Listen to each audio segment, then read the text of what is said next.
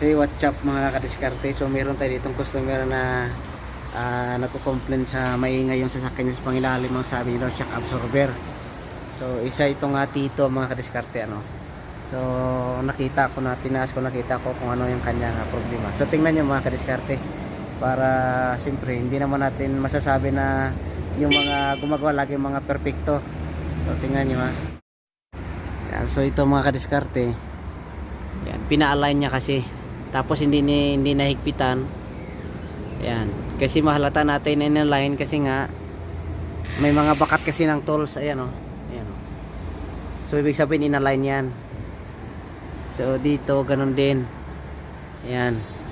So hindi ko lang alam kung kailan inalign ito. Ayan, may mga bakat ng mga tools.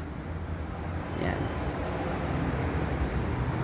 Yan ang problema kasi minsan no, siguro baka maraming ginagawa yung gumagawa kaya nakakalimutan higpitan. Ayan, so yun mga kadiskarte na higpitan na natin. So ang alignment hindi ko alam kung tama. Kasi ang alignment namin hindi pa kasi updated. Wala pang tito. Ayan, so siguro pina-align sa labas hindi madali-dali kasi mga tito kasi ngayon wala pang mga updated na sa machine. Yan, siguro hindi nadali kaya nakalimutan na higpitan. So okay na mga kadiskarte.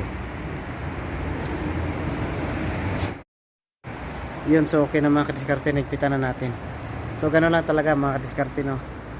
Kasi hindi naman talaga tayo perfecto pag nagtrabaho. So yun, thank you and God bless everyone.